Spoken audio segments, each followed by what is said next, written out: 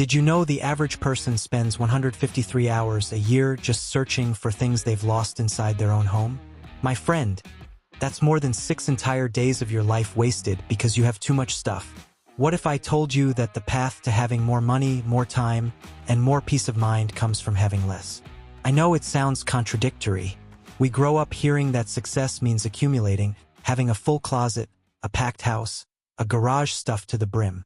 But nobody tells you the other side of this story. The weight that all of this puts on your back. How many times have you looked at your house full of things and felt that tightness in your chest? That feeling that even though you have so much, something is still missing? Or worse, have you ever stopped to calculate how much money is sitting there, in objects you never use? My friend, this video is going to show you something that few people have the courage to talk about. We're not talking about becoming a monk or living in an empty house. We're talking about a mindset shift that can give you back control of your life, your time, and your money. And here's the most interesting part. The less you have, the richer you'll feel. Stay with me until the end because I'm going to show you exactly how this transformation process works. I'll share practical strategies you can start applying today. And I guarantee you one thing. In the next few minutes, you're going to look at your life in a completely different way. Have you ever stopped to think, my friend, that maybe most of what you own shouldn't even be in your life? Think with me. How many times have you bought something thinking it would make you happy, and after a few weeks it became just another forgotten object? The issue here goes far beyond having fewer things. We're talking about a complete change in how you see what really matters. When you start questioning every item, every commitment, every relationship that takes up space in your life, something interesting happens. You realize you've been carrying unnecessary weight for years. Many people confuse minimalism with poverty, as if it were about living with the bare minimum and suffering. My friend, that's far from the truth. You can have quality objects, you can invest in incredible experiences, you can live well. The difference lies in making deliberate choices, choices that are aligned with who you really are and what you want to build. You know that moment when you look at your full closet and think you have nothing to wear? Or when your house is packed with things, but you feel empty inside. This happens because we accumulate objects trying to fill emotional spaces that were never meant to be filled with material things. Minimalism invites you to ask a simple but powerful question. Does this add real value to my life? When you start applying this question to everything, my friend, the mental clarity that emerges is transformative. You stop spending energy on what doesn't matter and start investing in what really makes a difference. Think about your routine. How many hours do you waste looking for things in the mess? How much stress do you feel when you look at your disorganized house after a tiring day at work? This lifestyle helps you create physical and mental space to breathe, to think, to live more lightly. And when you have fewer distractions around you, it becomes much easier to see what deserves your attention. Now, my friend, comes the part where many people get stuck. The decluttering process. You look at the mountain of things accumulated over the years and think, where do I start? The anxiety hits hard, that urge to finish everything in one weekend and be done with it. But the truth is this process isn't a race. When you decide whether an object should continue in your life or not, you're training your brain for something much bigger, making conscious decisions. Every time you hold something in your hands and ask yourself, does this still make sense for me? You're developing a mental muscle that will help you in all other areas. How many times have you made decisions on autopilot without really thinking about whether it was good for you? Most people give up at exactly this point. They start excited, sort through some things, but when they realize it's going to take time, frustration sets in. My friend, let me tell you something. This process is one of the most valuable you'll experience. It's not just about throwing things away.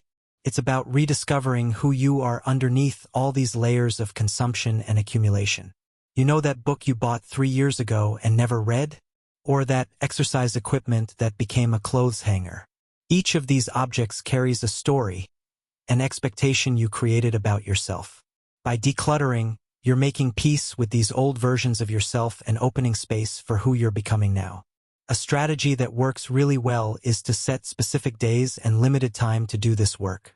For example, every Saturday morning, for 2 or 3 hours, you dedicate yourself to one area of the house. Could be the closet one week, the kitchen the next, that drawer full of random things the following week. My friend, when you create this structure, anxiety decreases because you know you have a plan. Have you ever had that feeling of starting something without knowing when it will end? It's desperate. But when you know you'll work on it for a few hours and then can rest, it's easier to maintain focus. And here's an important detail. Celebrate each small victory. Decluttered the closet? Celebrate. Organized the bookshelf? Acknowledge the progress. These small wins keep you motivated throughout the journey. After you go through this process of decluttering your spaces, something magical happens.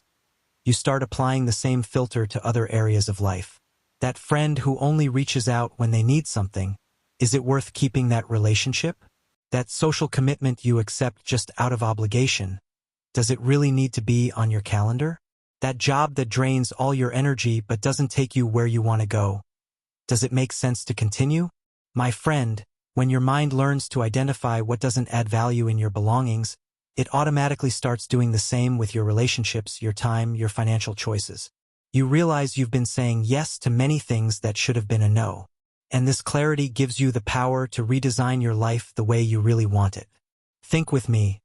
How many times have you spent money on things that seemed essential at the moment, but later became just another forgotten item? When you go through the decluttering process, it's impossible not to do the mental math. You look at that pile of things you never used and think, how much money did I throw away here? This might even hurt at first, but it's a necessary awakening. From that moment on, before buying anything, you naturally question yourself. Do I really need this? Will this make me happier? Or am I buying it because everyone else is buying it? This simple habit of pausing before consuming has the power to completely transform your relationship with money. And when you save on what doesn't matter, you have resources left to invest in what really makes a difference in your life. So, my friend, now answer me something. Are you ready to regain control of your life? Because everything I've shared here only works if you actually apply it. It's no use just watching, nodding your head, and continuing to do everything the same way. You need to make a decision today. Look around you right now. How many things do you see that add no value to your life?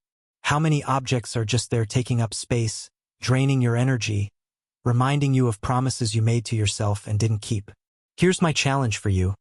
Choose a small area of your house. Could be a drawer, it could be a shelf, it could be a corner of the closet.